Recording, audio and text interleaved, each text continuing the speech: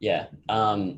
Yeah. And I know it's complicated because I had one other thing I've been thinking about is that, um, okay, I was thinking about work. Like if you're a freelancer, let's say, and you've got a framework for approaching a problem and it's like, I'm going to use my reason and I know what reason is. It's you start from the perceptual level, then you then go through a certain process to form abstractions and connect those abstractions and validate them and so on. And you're fully clear about what that is. And then you've developed principles and you know why principles work and you've developed principles for your work. And then so you've succeeded because of them. It's completely clear to you. Like the whole process is transparent and you've had success. Let's say you've done that versus someone like, I think in my case, this applies. Like the way you did it was just put in time and you figure it out. And it's like this magical thing where suddenly like, oh, okay, cool. But then whatever you did stops working or like something has shifted, the market has changed. And now you're like in the dark again. And it's like, you're in that universe of like, how do I do this? And it's so overwhelming and scary. It's like, but I think the difficulty is that like when people speak in those terms, when you're speaking about use your reason, have confidence in your reason, like that you are worthy of receiving, well, I don't remember the terms you use, but like worthy of something. Worthy of your values. Worthy of your values. Yeah. Or that you're worthy to pursue them. Right. When everything is in those terms, even like everything I've read about reason is like, it doesn't connect because you never use those words. They're like, I think a lot of the time they're just implicit concepts. And so there's those two things, right? There's one is like, I can totally see now how if you're fully explicit about it and clear and you have a framework for approaching problems and principles for approaching your work, like whatever happens, if you go through a tough time, you have confidence in yourself versus like just, it's all kind of, you just got it, right? That's worse. That's scarier. And then the second thing is obviously like the wording, I think a lot of these abstract concepts, because they're implicit, when you talk about it, like it doesn't necessarily ring a bell. It doesn't necessarily cause me to like go, oh, it's that and that and that in my life. Mm-hmm. Yeah, I think a lot of it would be more like you get it once you experience it. But we can talk about it, obviously, logically, it would make sense that if you do well, that you're seeing your success work out. But this is going even deeper, like it's trying to connect epistemology and ethics in that. I think at the very beginning stages, what does it mean? Like self-esteem, it's this competence to act, the ability to act, the recognition of that ability to act. And that brings self-esteem, which then leads into all the ethics.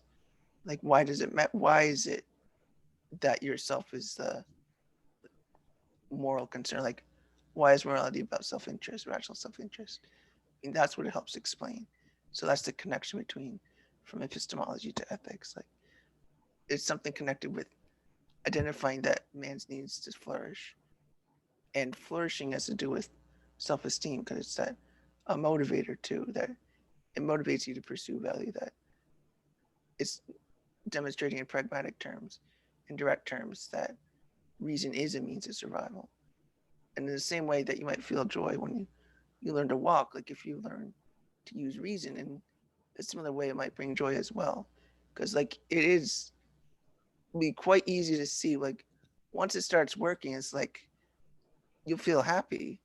I Yeah, think you get that way sometimes too. And totally. I Yeah. still do. When something starts to really make sense, I literally get happy. Like I just It's so figure out like a true. problem in Yeah. science and it starts to make sense. I just start smiling. Yeah. It's weird. No, it makes sense though. It's funny because I read some of this stuff years ago, like not in this kind of depth, but I read through it and it was like, yeah, I mean, okay, I didn't really get it. Like everything you've just said now, I would have just said, okay, yeah, I mean, it kind of makes sense, but like I didn't. I'm starting to get it on a much deeper level, and the way starting to, but we'll leave it at that. But the way I could almost embody what you said just now with characters. So like I told you I was reading Musashi. So you could have the person who's mastered reason explicitly is like a master sitting at a table. He's like a master with 4 knives and he's laughing with his friends and, you know, he's having a good time. But when a battle comes, he's got all these principles and he's like very well trained, and he's calmly going into battle, and he knows what he needs to do. And then he can go back and sit at the table and start laughing again and just have dinner with his friends. Versus someone who doesn't have all those principles explicitly defined is like the young Musashi as a teenager, like just doesn't know what he's doing, just runs into battle with a knife and just hopes for the best. That's sort of how I see it now. Which the first one is scary, right? Like if you're going through life like that, like let me just try, let me throw everything up, let me just put in as much time as possible. And I don't know, I hope I get it. Like then when something goes wrong, it's, I don't know, it's scary to me because your livelihood's on the line. So that's how I see it now. I'm embodied in characters. So. Yeah, and you could even imagine that guy at his table with his friends laughing, then now he's fighting. Like you can imagine laughing at his opponent, not like as like absurdity, but it's like laughing at his like in a joyful way. It's like, I'm so good at this. Like I'm great at doing this. I'm competent. I see whatever evil is in you. It's like, it's nothing to me. It's just, you laugh at it like in a happy sort of way. Like you're so confident in yourself. Exactly. Like, And the key, laugh. And the key is afterwards you can sit down and enjoy it. Like you can enjoy the food. You don't have to worry. You're not anxious about like, will I figure it out or not? Because you've got a specific process in place and it's clearly identified. Not a process, but like principles. We'll go with that. And you're very clear on what everything is and what it means. Anyway, that's I'd say let's get into your random questions. Okay, let's do it. You mentioned before, this is one that came up actually during this conversation. You mentioned before, you were talking about one thing you're interested in is like making the implicit explicit in like terms of organizations. Yeah. Okay, so one thing I've run into, and I want to get your thoughts on this. This is more an issue of communication, but like, especially if I join like philosophy groups and they come from different, you know, everyone has like different viewpoints and they're like, but in deep ways sometimes. And you do find like if it's a 20-minute conversation, how do you navigate it so it's productive? Because you know, you can sometimes say something and clearly like someone has a completely, I don't even know what their definition of the word is or but it's different. I know that, but it's like, how can you make it productive? Not so you can learn from whatever it is, I don't know, the specific things they're thinking about or whatever. Is that something you've thought about at all? Yeah, other than it's most difficult for sure. And I think that is part of what I mean by like knowledge management and exchanging knowledge. How do you get people from diverse backgrounds of knowledge to understand something? How can they come to understand the same piece of knowledge or all have the same piece of knowledge? How is that possible? And communication is a part of that. You got to make sure people are communicating when possible. But if you're talking about like one-off conversations, sometimes maybe a beginning point is like, well, first having a perspective, and I would call it a benevolent perspective in the sense that you're there to gain a mutual benefit. You want to benefit from the conversation. You want them to feel benefit as well because maybe they can help provide even more benefit later. Like there's a mutual exchange going on that it is fulfilling. And you want that in mind first, I think. Like that you're after a goal that the other person probably wants it too. And that's a good way to make a productive conversation. Because like you're not seeing them in a hostile way. You're not being defensive, even like by habit or something. Like, well, I don't have that much to defend, to be honest, but yeah. Yeah. So I mean in certain cases, of police. Yeah. I mean, but sometimes even I have been in online conversations where I take the person more hostile than I should.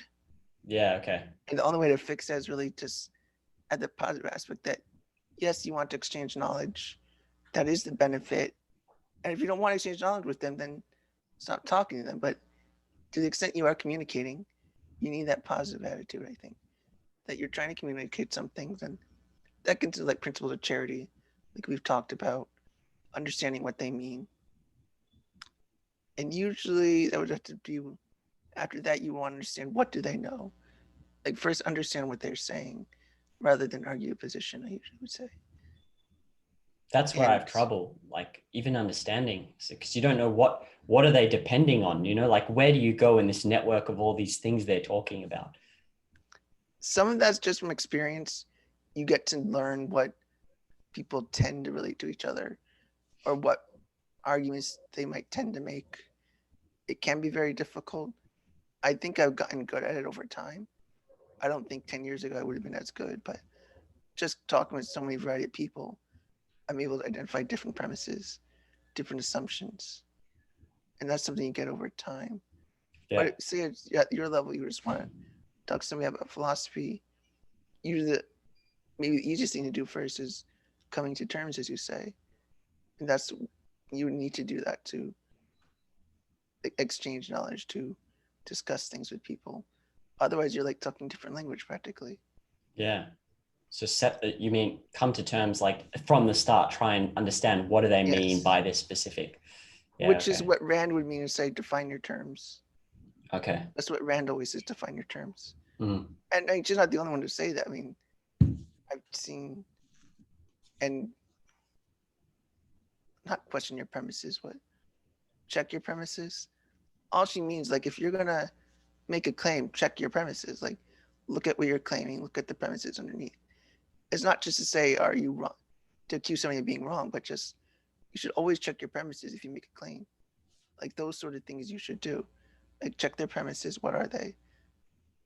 Ask them to define their terms. What do you mean by whatever word it is they're using? People take for granted that they know what they mean.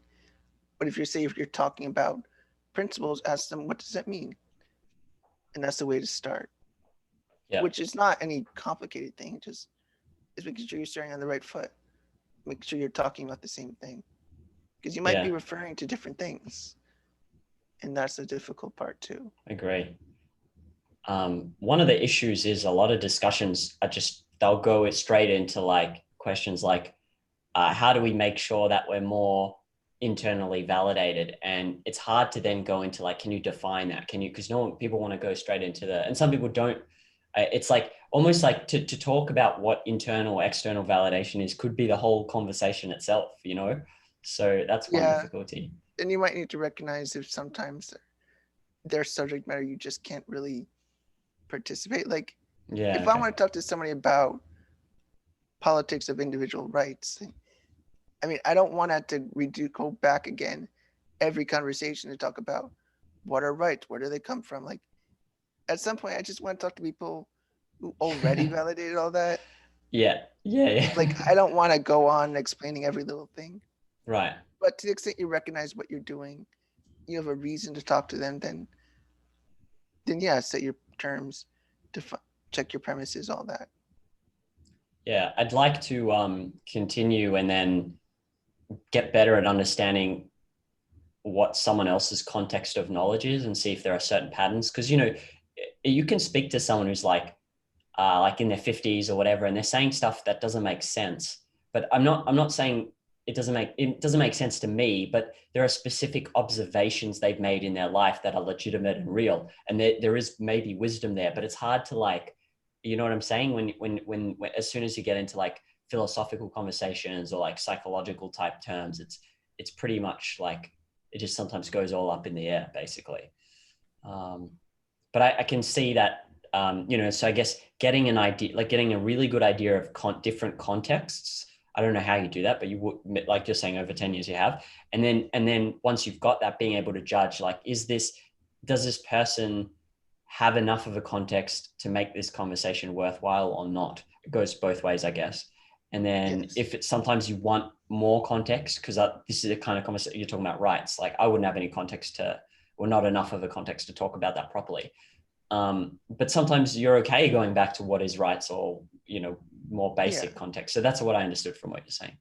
It's I don't mind in certain contexts. Like, sometimes I'm not trying to learn. Sometimes I do like to teach. So I'll go down to that and explain it. But sometimes I want to do something advanced. If I'm trying to figure out some really advanced principle that you need a lot of context and background knowledge, I'm probably not going to go to you for that. But there's other things I would go to you for, just not that.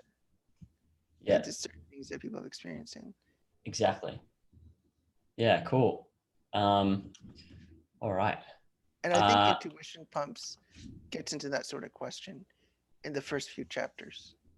Of context? Intuition Pumps. or Well, how charitable, to, invoking the principle of charitable interpretation? well, charitable interpretation, and other things, just ways to talk about philosophy and think about philosophy, and maybe in a way that's easier to talk about with other people.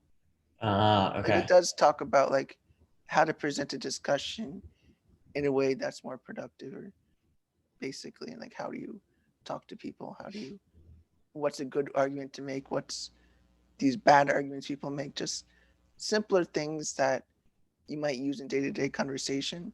They're philosophical, but they can help you answer these questions you're asking. Mhm. Like these, Cool. how do you talk to people?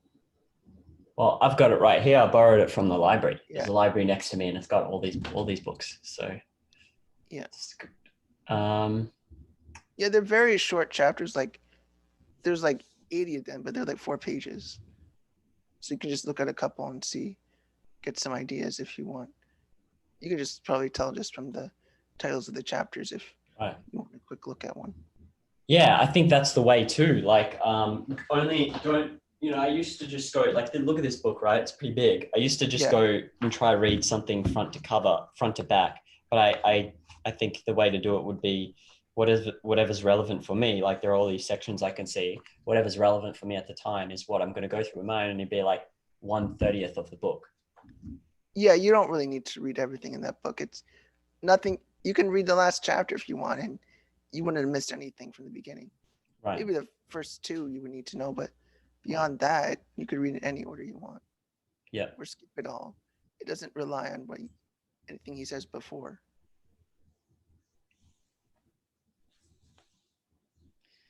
I got more random questions. If you're happy to just Yeah, field some of those today, I think they'll sure. probably take up. This one's about memory, actually. Do you think that this is speculative, but do you think that everything we've seen and like focused on at any given point in time is ultimately recollectible? Like even memories from childhood that I've had, like, because I do remember sometimes I randomly, some strange memory will come up from like, so like a huge amount of time ago. And I'm like, how do I still remember that? And so what are your thoughts on that? Like, there's people talking about memory therapy or whatever, recollection. I don't know, but Yeah, I don't buy that kind of therapy actually. Like I yeah. don't even think it's legitimate. Okay. Like I think it's very questionable science, but you could recall something. Well, there's maybe two ways to think about memory. Like one is what's called an engram, basically like the neural pattern that's the memory, like just the memory you recollected. It's like, say the event was like you fell down a well when you're a baby.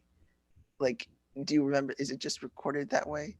Can you just recall that event, or do you take pieces of, say, different context cues, different memory cues, and you might take individual memories? Do you reassemble the memory? And I think it's more like you reassemble it. You make it every time. So it's Right. not like you reached back in your imagination and found the memory. As much as you found relevant bits, you put it together and wrote the story again. And when you recall it, that's what you're doing. Like you're rewriting the Okay. story, And which I often know. is correct. You could trust it most of the time, but not always necessarily. And that's why I wanted to talk about that book, The Seven Sins of Memory, later on with you, because Yeah. it has a lot to do with like how does memory go wrong, or Very why cool. might we think it goes wrong, and what can we do with that to understand, are we reasoning correctly, are we thinking correctly? How to use your memory, I think, is an important part of that, and you should definitely recognize where it goes wrong. Yeah. I'm excited to read that. I just brought it up now. Makes sense what you're saying. So what did you say? Engram? Well, I don't know. Yeah, or memory trace is another word. I don't even know why Engram, they like engram. It's a yeah. weird term. I don't know why. Engram. Okay, gram recording. Isn't gram a recording? Or Um, I don't gram? really know where the term comes from. Just engram. It's also called a memory trace. Oh, okay. Anyway, yeah, it makes sense. Like, so you had a bad experience, or you remember the pain of falling down, and then your brain kind of can reconstruct, like there was a well or whatever it was. Yeah, Um, that's one theory of memory, and okay, that's the one I'm interested in the most. got That the it. brain puts together the memories rather than, well, for at least memories like that, like memories of things that happened in your life, events.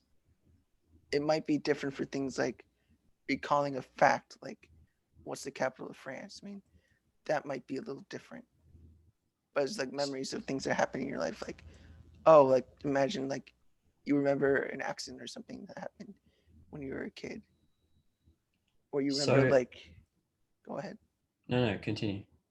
Or you might remember some like, oh, my next door neighbor was arrested for stealing a painting. And it's like, maybe you remember that when you're like 5 years old, but maybe it didn't happen that way. You're just remembering parts of it, but your mind recreated it wrong. It can happen.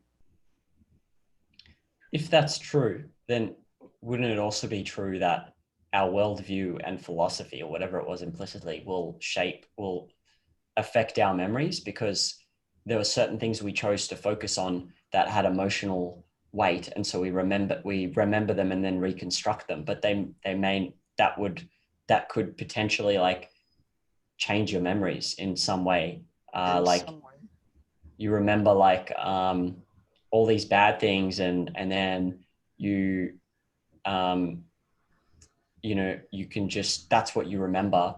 And like you fell down a well, but maybe it wasn't that bad. Maybe you just fell on a pavement, but because of your like worldview, it's like basically change what you remember, and not only change what you remember, but also because you're reconstructing so much, it does have way more of a, it's like you've lived a different life than It's someone hard to else. say to what extent that can happen. To what Okay. extent do actually people create a new memory entirely? That Yeah. one doesn't seem to really happen much. Yeah. I mean, it can in a way. Like you're almost so evasive about the world that you don't even take these cues into account. Right. Like imagine being so evasive of the facts that you don't even pay attention, don't even consider what might be true, or just say everything's on intuition. Then yeah, you might not even recognize that something's wrong. It's just whatever it feels like.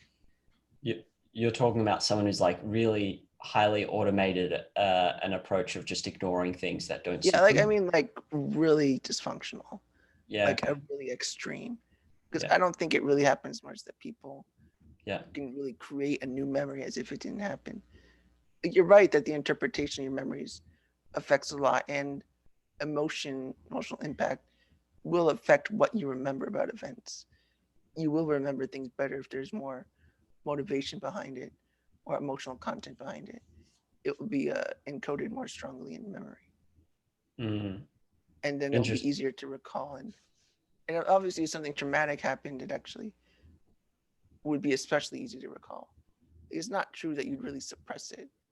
It's more like they can't forget.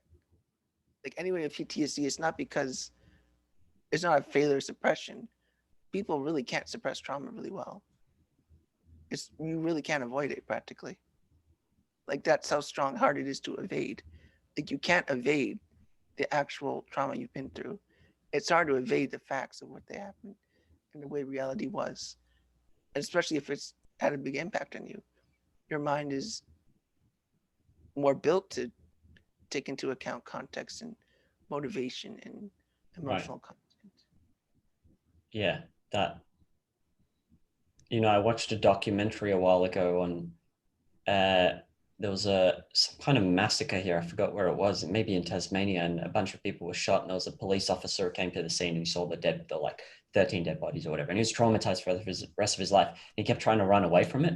And they did a documentary on him because he did MDMA therapy, because he couldn't face the going back into that memory, and they needed that for him to be able to go into the memory and then have talk therapy. And it was only then that he managed to change. But his whole life, he was like, he didn't want, he was like, no. So I think that, and he had really bad PTSD. And so, yeah, I've seen a documentary on something related to that. But I guess we can all do that into lesser extents with things we don't like.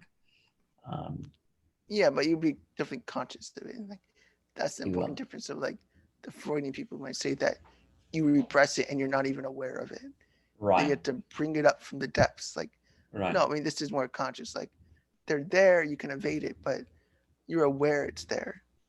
You know it's there. You choose not to look at it. But It's different than it's not being like not even aware.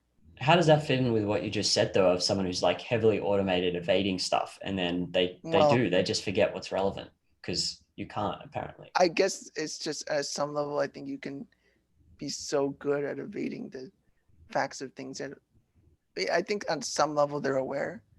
Like I don't think they're literally like underneath their unconscious and they can't find it that you need a therapist to bring it out. I'm just saying that you can look away and that would often be enough for them. And some people do it so often that they'll even look away fundamental things and might have really even almost invent memories, like lying to themselves almost. They're literally creating stories to tell themselves. But like, I think on some level they're still aware that something's there. They're just looking the other way. This They goes know it's back, there. yeah, this goes back to the topic which I'm still struggling on, of all knowledge is interrelated. Because like, let's go to the example of the cop who saw the bodies, and then he ended up going to the States. He just wanted to get out of Australia. He went to the States. He rode around on a bicycle. Like everything, him being in the States was motivated by that, seeing that thing. So whatever he's doing, there's always some connection to that thing that happened in the past. Like, why am I in the States? Oh, that thing. Like, so whatever next step you take to run away is like a reminder of the step before, which you did to escape that thing. Does that make sense? So there's like, I that's think a so. knowledge interrelated I and think all it's knowledge. similar. Yeah. Similar, not the same idea, but similar. Okay. Um, the reason I brought all this up, because, you know, like when we read that essay in the first, the psychoepistemology of art, I think, or sense of life and Yes. art, Ayn Rand talks about a recorder, like you know, Yes. the recorder of Christianity, but there's also the recorder is the subconscious. And I was like, but is that really true? Because there's even this quote by a researcher who's doing aging research, and he said something like, your future self is watching you from your memories. And I was like, but is it like, you know, if I, for example, right now I'm trying to do this thing where I only eat at certain hours. And if I smuggle in and eat a few nuts or something, will I really remember a year from now, like, oh, I did that thing? There is evidence that I'm not disciplined, like, or will I not? That's what motivated this question. It's like, I was wondering if, when you say that, this idea of the recorder and it impacting the way our philosophy, like our view of ourselves, I was wondering, is that really true? Because there's so many things you forget. What do you think of? I know. I think there's an element of truth in it. I'm not sure I like her phrasing exactly. I think it's too metaphorical to me. Like I don't want to even take it that she's trying to say that it's all there. Like I Yeah. think some of it's just like abstracted away, or some of it's just maybe it can be thrown out, but I don't think like it seems like something would be stored. Like your memory is just go nowhere. I mean, there's some short term. It's maybe questionable to what extent it will be. You'll remember it, maybe you'll forget it tomorrow. And I'm not sure how long something needs to last for it to really say it's been recorded. Like, we're just a recorder of everything. I mean, sometimes things are forgotten. And I mean, there's a lot that's recorded. We can say that. But is Mm-hmm. everything recorded? Probably not. And what I mean, like, not everything's recorded. I mean, some things will just literally be forgotten. Something you did wrong, you just literally nowhere in your memory. Yeah. Like, you can't even connect it to something you did now. Like, if I cheated on a test one time, like, I don't think I ever have, but if I ever did, I don't think it'd be recorded in my subconscious in any sense. And I don't think you could claim that that it was. That, yeah, that's what I'm having trouble with. But that's also what I'm looking for. Like, if I could prove to myself that it would be, I could come up with some reason and go, okay, I've observed that. Yes, it's true. That'll be, it's like a game changer, because suddenly it's like it would be more motivation to act properly in a long-term beneficial way, if you think whatever you think is the right thing to do. Because it's so easy to get away with small things and be like, oh, just this once, I'll do this thing or whatever. Or like, yeah, just today I won't, go for a run or whatever it is. And so that's why I'm interested, because if I can prove that to myself clearly that you do remember those things, then then it would change the way you live. So I mean, I would almost think, does it matter if you remember them all? Because either way, you still need to act with regard to the long-term consequences of the long-term flourishing. I mean, if you remember or not, you still need to know now what you're doing isn't going to harm that. Whether you remember it shouldn't matter. If you remember it, yeah, it would make it different, but remembering gives you that extra motivation not to, but I don't think it really matters. yeah, I need to think about that one more. But I thought about it in terms of habit. Like if, one of my issues is like sometimes I'll check, like when I'm struggling on some concept or reading something or like working, whatever, I'm like, oh my God, I don't know what to do next. I'm stuck. I might just check something like, I don't know, I might just check my phone, and I'm trying not to.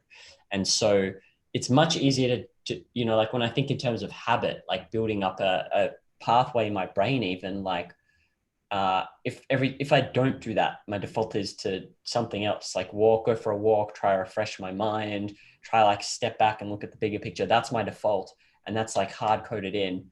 Versus if I'm like, oh, just this once, I've worked so hard. Let me just this once, I'll do this thing, or I'll go on YouTube or whatever it is. That's what I mean. Is that clearer? Like, Yeah. because and then you can justify it. You can say, well, just once, it's all right. You forget about it anyway. Like, a year from now, I won't remember that I looked at this cat video. Like, Yeah, let me try to think how to answer that. Well, for one, like I know for me, like I'm not motivated to eat one too many cookies. Like it just doesn't enter my consciousness. I don't yeah, desire an extra cookie. It just doesn't even happen. So I don't even need to worry about not remembering right, because I don't even have that want anyway. yeah, But as far as just remembering, I think it's not so much will I remember. I think the better way to look at it might be your philosophy can inform you what do you want to remember? What's important? right, Why do you need what should you remember? right, Like if you think it's important to remember, keeping track of your little errors, you'll probably remember. I can remember people with maybe severe OCD, they might pick up one time they didn't do their routine, like an actually diagnosable OCD. They might say, oh, I didn't count to 7 right after I stepped in the house. Like they'll know they didn't, they'll feel bad, and they'll probably remember for the week, whole yeah, week, or maybe longer.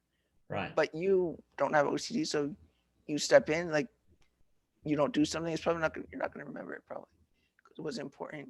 You didn't need to encode it. It's not relevant to your memory in the future. It right. doesn't need to be there. So what you remember is almost more an indication of um, like what matters to you, what's important to you, than just saying, "Oh, are you feeling guilty or whatever?" It's really So about what do you remember, choosing what to remember. then it's determined by your philosophy. I think a lot of it could be because I mean anything you remember is like what's important. I think motivation is also another reason you remember things, and those are a lot of things that have to do with like um, your philosophy. Like, why do you decide to? No, why do you decide to go on a hike one day? Like, when do you decide to do a hike? Like, when? Like, do you do it the day before? Well, if you go on a hike, what do you just decide to remember about it? Do you think about the people you saw? Do you think about the nature you saw there? Or do you think about the calmness? I mean, do you think about the birds you saw or the trees or both? Mm. Unless you don't know anything about trees, you're probably not going to remember the trees other than they were big. Yeah, so it's what's important. Although I think that gets back into that essay in Sense of Life, where it's like there's different generalizations of important, like things are grouped together emotionally and then abstractly and so on. But Yes, I think that part is valid for the yeah, most part. It's onto something. I wouldn't just go to her and say, "Oh, this is a really great way to look at it." Like, I think she's onto something. I think it's a good way to look at things, but it could be better research into that. I yeah, think too much of that science that she's asking, that she's just speculating in a way that you really need to be a psychologist to do. yeah, yeah, yeah. It's hmm.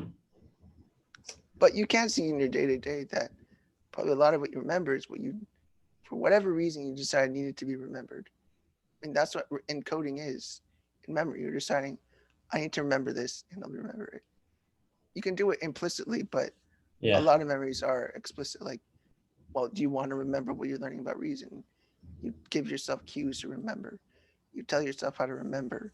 You're recalling things because they matter to you, or they motivate you, or you're doing it because it provides you motivation, so you like to do it. And you're doing it on purpose. It's really the point about memory, I think. I was just thinking now, something else about memory is that this is a positive take on regret. If you live life and you don't have any regrets, but then you get to a point where you learn all this new stuff and now suddenly you do have all these regrets, that means you've had big epiphanies. Because I've definitely had, if we're talking about memories and you remember what's important, like as I'm learning more, not just this, but as I'm just like reading more and learning more and trying to like approach things intelligently, I can recall things I did in the past that I wouldn't have really cared about. And I'm like, wow, that was so wrong. Like, so that's another thing for, it's not a full recorder, but that is something to be said for like, you do keep track of some things and they're not entirely relevant, but they might become later in the future. Yes, I think that's the right way to see it.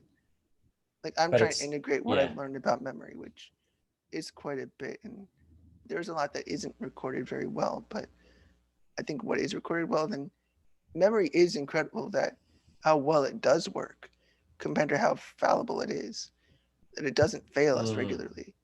yeah. But that's another topic entirely. But Yeah, that is I mean, I interesting tell you though. about all the ways it can go wrong, but it really does provide you a way of your means of, you got reason, but reason also I think involves using memory correctly, Yeah. telling yourself, what do I remember? That's, I think, maybe a neglected part about reasoning. It's not just about recalling the facts, but knowing what facts to remember. Because there's so many facts to know. And I think it's more than just a concept you have. Concepts help your memory, but even you can get develop a lot of concepts, and you have so many concepts that those are to remember. So then you could use other techniques to remember all your concepts. So you can at least go through these concepts quickly and easily. The same epistemological role as concepts. It reduces our cognitive load. Yeah. And I think even now learning this, I think even concepts is like what you're talking about, making further optimizations. But I think for a lot of people, at least I know for myself and some people I know, like they don't even have the concepts optimized yet if we're talking about memory recall, because beyond Yeah, very basic concepts, it's just like kind of random associate, not fully random, like, but it's mostly associational. And it's a kind of yes. hodgepodge of just sentences like, oh, justice is this is me, like it's that thing where if you do something bad you get punished, and sometimes governments put justice but you can make your own justice, and it's like that versus some kind of like integrated compact thing with specific most causally relevant memories is completely different. It's like what is like a floppy disk versus SSD or something like that. Yeah, that reminds me of research I want to do with a certain researcher. She studies like optimization of episodic and contextual memory, which I mean, it's not just these connections we have among memories that might be associational, but specifically how to do it in a rational way. I mean, that's rational computation models are called, in terms of Okay. what are the optimal way of performing, and how do you use a computational model to create that optimal performance. And one way to work on that performance is one, add goals into the model to optimize that usage and recall of different elements in your memory. When that might be concepts, optimizing it could involve knowing what goal you have in mind, which could be similar like encoding, like what's important. Well, what's important, like your goal is to find what's important in a way, or your goal is to like maybe accomplish some goal or accomplish some task. Like you want to figure out how to build a skyscraper or something. You might optimize your organization of concepts and To really some just, end. yeah, to some end. So I'm just trying to think, like, what would be the alternative? So goal-based concepts versus what?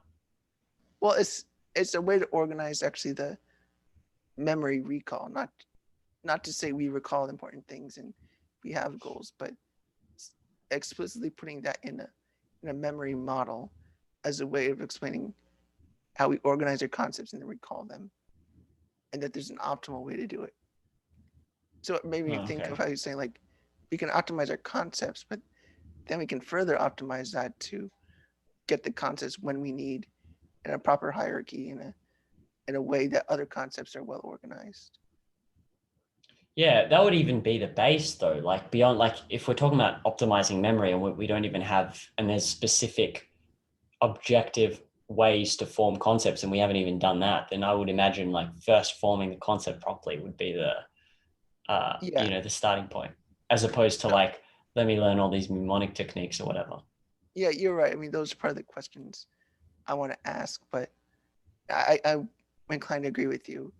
I would have to figure out how do you model the concepts too? But I think as a basic idea that memory taking in context, using memory in context and cues as a way to, as a basis to organizing your concepts, and that organization you create gives you optimal reasoning ability. Got it. But that's the Cool. research I want to do. So many questions to ask about it, and probably many that you've thought of already. Yeah, well, we're definitely going to speak more about memory because I had I mean, a lot of this stuff will relate. And then there are also just random memory questions out of them not related to philosophy, but not in this set here. Yeah. Yeah. And we'll see, the other thing is I'm like almost like a live experiment too, is because I'm trying to you've probably done this yourself to yourself, but I'm recording this too. I'm going to see like, what will it look like, when I started, I'm like, what does she mean here? And I'm asking like all these random questions. Yeah. Let's go forward and see what I'm discussing and how I'm discussing it later once I've like Yeah. reorganized concepts. So, yeah.